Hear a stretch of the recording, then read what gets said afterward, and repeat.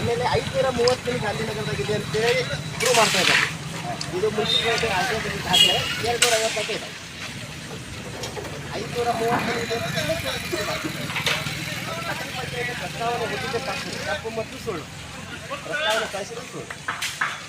ಆಮೇಲೆ ಮಕ್ಕಳಿಗೆಲ್ಲ ಹಕ್ಕುಪತ್ರ ಕೊಟ್ಟಿದ್ದಾರೆ ಸರ್. ಇದು ಒಂದೇ ಫ್ಯಾಮಿಲಿ ಒಂದೇ ಮನೆಯಲ್ಲಿ ನೂರು ಹಕ್ಕುಪತ್ರ ಮಗ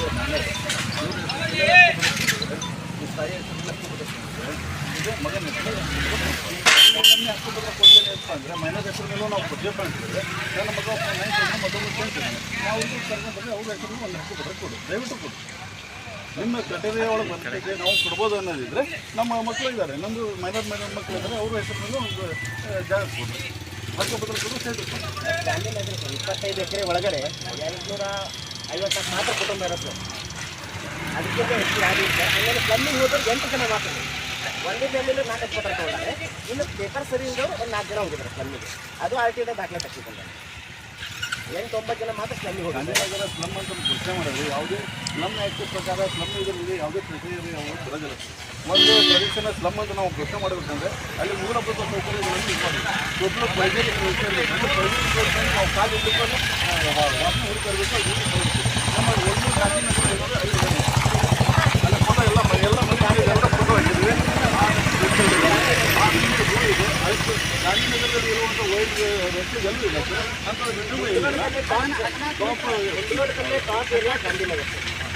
ಎಲ್ಲ ಮೂಲಭೂತ ಸೌಕರ್ಯಗಳನ್ನು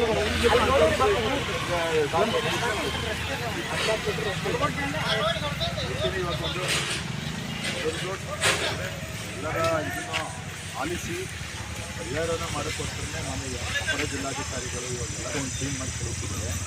ಎಲ್ಲರಿಗೂ ಒಳ್ಳೆಯದಾಗ್ತದೆ. ಇವಾಗ ಆಲ್ರೆಡಿ ನೀವು ಕೂಡ ಲೋಕಸಭೆಲ್ಲ ಬೇಗ ನಮ್ಮ ಜಿಲ್ಲಾಡಳಿತದಿಂದ ನಾವು ಎಷ್ಟು ಸಾಧ್ಯತೆ ಇದೆಯೋ ಅದರ ಪ್ರಕಾರ ಇತ್ಯರ್ಥಪಡಿಸಲಿಕ್ಕೆ ನಾವು ಆಗಲ್ಲ. ದಯವಿಟ್ಟು ಒಂದು ನ್ಯಾಯ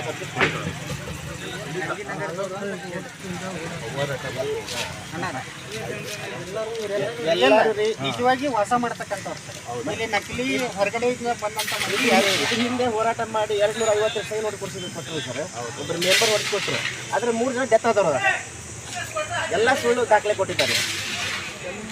ಆಮೇಲೆ ಅತಿಕ್ರಮಣದಾರರು ಟೈಪ್ ಮಾಡ್ತಾರೆ. ಒರಿಜಿನಲ್ ಗಾಂಧಿನಗರದವ್ರು ಯಾರು ಇಲ್ಲ. 25 ಎಕರೆ ಇದೆ ಇವರೇ 25 ಎಕರೆ ಹೊರಗಿದ್ದವರು ಟೈಪ್ ಮಾಡಿದ್ದಾರೆ. ಅವರಿಗೆ ಮೂಲಭೂತ ಸೌಕರ್ಯ ಎಲ್ಲ ಮಾಡ್ಕೊಂಡು ನಮಗಿನ ಅಭ್ಯಂತರ ಇಲ್ಲ. ಒಬ್ಬೊಬ್ಬರು 4 ಸೈಟ್ ಅದು 5 ಸೈಟ್ ಅದು ಸರ್. ಈಗ 100 ಎಕರೆದು ಹೊಲ ಇದೆ, ಅವನ ಮೇಲೆ ನಾನು ಬೇಸ ಮಾಡೋದು ಗೊತ್ತಾಗಲ್ಲ. ಅವ್ನಿಗೆ ಕೆಪಾಸಿಟಿ ಇದೆ, ಅವ್ನು ತೊಗೊಳ್ತಾನೆ ಎಲ್ಲ ಮಾಡ್ತಾನೆ. ಅವ್ನು ತೊಗೊಂಡ ಅಂತ ಹೇಳಿದ್ರೆ ನಾವು ಯಾವುದೋ ಒಂದು ಗೋರಿ ಮೇಲೆ ಹೋಗಿ ಅರಮನೆ ಕಟ್ಟೋದು ಇದೆಯಲ್ಲ ಸರ್. ಈಗ ಇವರು ಯಾರೋ ಗೋರಿ ಮೇಲೆ ಅರಮನೆ ಕಟ್ಕೊಂಡು ನಮಗೆಲ್ಲ ಬಿಜೆಪಿ ಜನರಿಗೆಲ್ಲ ದಾರಿ ತಪ್ಪಿಸ್ಕೊಂಡು ಈ ನಮೂನೆ ಎಲ್ಲ ಮಾಡ್ತಾರೆ. ಒಬ್ಬರ ಸಲುವಾಗಿ 10 ಮಂದಿಗೆ ಇವೆಲ್ಲ ಬಲಿಪಶು ಮಾಡ್ತಾ ಇದ್ದಾರೆ ಸರ್. ಇದಕ್ಕೆ ದಯವಿಟ್ಟು ನೀವು ಇವತ್ತು ಬಂದಿದ್ದೀರಿ, ಇವತ್ತು ನೀವು ಸ್ಪಾಟ್ ವಿಸಿಟ್ ಮಾಡಬೇಕು. ನಮ್ಮ ಗಾಂಧಿನಗರ ಹೆಂಗಿದೆ ಅನ್ನೋದು ನೀವು ನೋಡ್ಬೇಕು ಸರ್. ನೋಡ್ಕೊಂಡು ನೀವು ಅದ್ರ ಬಗ್ಗೆ ಯೋಗ್ಯ ನೀವು ಹೇಳ್ಬಿಟ್ರಿ. ಗಾಂಧಿನಗರ ಸ್ಲಮ್ ಬೇಕಾ ನಿಮಗೆ? ಸರ್ ರಿವ್ಯೂ ಮಾಡ್ಬಿಟ್ಟು ನಾನು ಮುನ್ಸಿಪಾಲ್ಟಿದು ಆಮೇಲೆ ಸ್ಪಾಟ್ ಹೋಗ್ತೀವಿ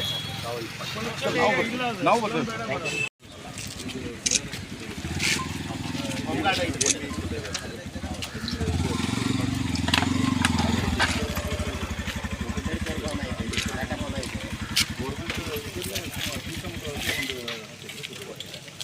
ಎಲ್ಲರಿಗೂ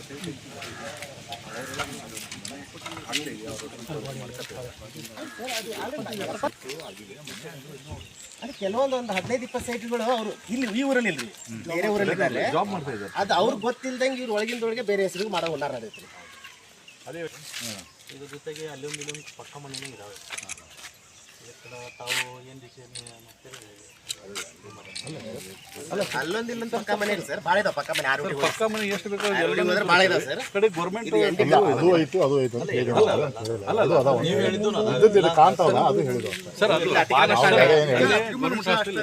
ಮಿಡಲ್ ಆ ಕಡೆ ಇದೆ ಸರ್, ಮಿಡಲ್ ಆ ಕಡೆ ಇದೆ.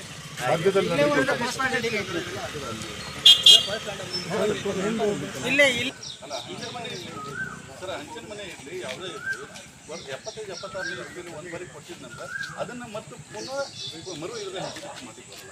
ಈಗ ಸಪೋಸ್ ಒಂದು ಈಗ ಒಳ್ಳೆ ಕೊಟ್ಟಿರ್ತಾರೆ ಸರ್. ಅಗ್ರಿಕಲ್ಚರ್ಗೆ ಒಂದು ಲ್ಯಾಂಡ್ ಕೊಟ್ಟಿರ್ತಾರೆ, ಅದಕ್ಕೆ 15 ವರ್ಷ ಟೈಮಿಂಗ್ ಸಿಕ್ಕಿರ್ತಾರೆ. 15 ವರ್ಷದ ನಂತರ ಏನು ಮಾಡ್ತಾರೆ ಅಂದ್ರೆ ಸರ್, ಟೈಮ್ ಫಸ್ಟ್ ಅವ್ರದ್ದು ಹಂಗಾಮಿ ಲಾಗಣೆ, ಅದಾಗಿನ ನಂತರ ಕಾಯಂ ಲಾಗಣೆ ಅಂತ ಕೊಡ್ತಾರೆ. ಅವಾಗ ನೀವು ಕೊಟ್ಟರೆ ಅದಕ್ಕೆ ಓಕೆ. ಈಗ 15 ವರ್ಷದ ನಂತರ ಒಂದು ಸ್ಕೀಮ್ ವಾಜಪೇಯಿ ಸ್ಕೀಮಲ್ಲಿ ಕೊಟ್ಟು, ಮತ್ತು ಒಂದು 15 ವರ್ಷದ ನಂತರ ಮೋದಿ ಸ್ಕೀಮಲ್ಲಿ ಮತ್ತೊಂದು ಗ್ರಾಂಟ್ ಮಾಡೋದು ಕೊಡ್ಲಿಕ್ಕೆ ಆಗೋಲ್ಲ. ನೀವು ಅಲ್ಲಿ ಮಾಡಿಲ್ಲ ಅಂತೀರಾ, ಮತ್ತು ಅಲ್ಲಿ ಮಾಡಿಲ್ಲ ಅಂತ ಹಕ್ಕುಪತ್ರ ಕೊಟ್ಟಿದ್ದೀರಾ, ಏನು ಕೊಟ್ಟಿಲ್ಲ, ಅದಕ್ಕೆ ಫಾರೆಸ್ಟ್ ಮಾಡಿಕೊಡ್ಬೇಕು ನೀವು. ಈ ಏರಿಯಾಕ್ಕೆ ನೀವು ಹಕ್ಕುಪತ್ರ ಕೊಟ್ಟಿರೋದು, ಈ ಏರಿಯಾಕ್ಕೆ ನೀವು ಹಕ್ಕುಪತ್ರ ಕೊಟ್ಟಿರೋದು. ನಮ್ಮ ಈ ಏರಿಯಾದವ್ರು ಒಬ್ಬರು 530 ಆ ಥರ ಸರ್ವೆ ಮಾಡಿಸಿ ಅವಾಗ ಈಗಿನ ಕೀ ತಪ್ಪಿಸರ್ ಸರ್ ಇದೇ ಥರ ರೋಡ್ ಎಷ್ಟಿದೆ ಈಗ ಎಲ್ಲ ನೋಡಿ ಟೋಟಲ್ ಸರ್ ಬಟ್ ಎಣ್ಣೆ ಪ್ರಾಡಕ್ಟ್ ಸರ್ ಕೊಡ್ಬೋದು ಸರ್ ಎಣ್ಣೆ ಪ್ರಾಡಕ್ಟ್ ಅಷ್ಟು ದುಡ್ಡು ಅದ ನಮ್ಮ ಕಡೆ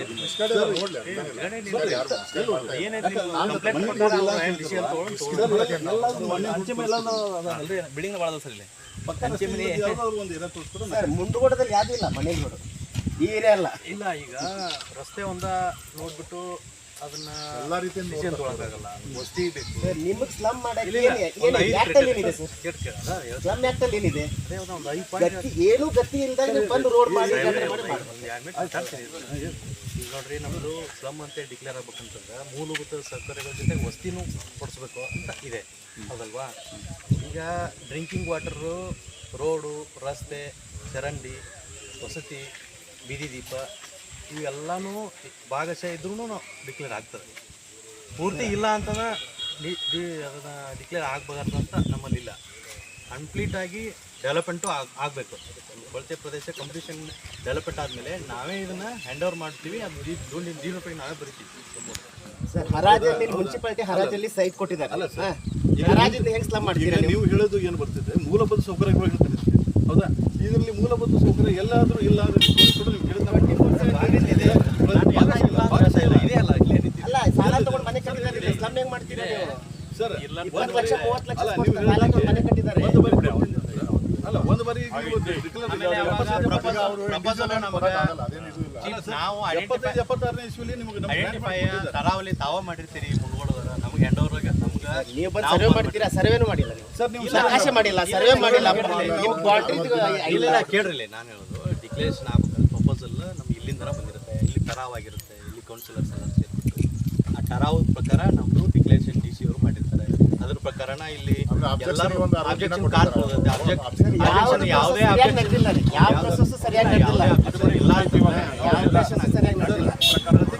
ಪ್ರತೀಕ್ ಸರ್ ಹೇಳದಂಗೆ ಅವ್ರು 60 ದಿನ ಟೈಮ್ ಕೊಡೋದು ಎಲ್ಲ ಇವ್ರು ಎಲ್ಲರೂ ಪಬ್ಲಿಕ್ ಇದರಲ್ಲಿ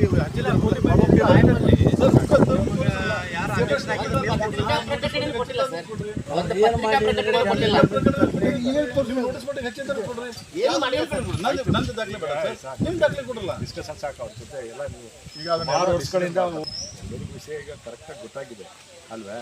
ಹಾಗಾಗಿ ಈಗ ಮೊನ್ನೆ ಜಿಲ್ಲಾಧಿಕಾರಿ ಗಮನಕ್ಕೆ ತಂದು ಮತ್ತು ಲೋಕಾಯುಕ್ತರಿಗೆ ಅದನ್ನು ಮಾಡಿಸಿ ಬನ್ನಿ ಸರ್, ಆ ಕಡೆ ಎಲ್ಲ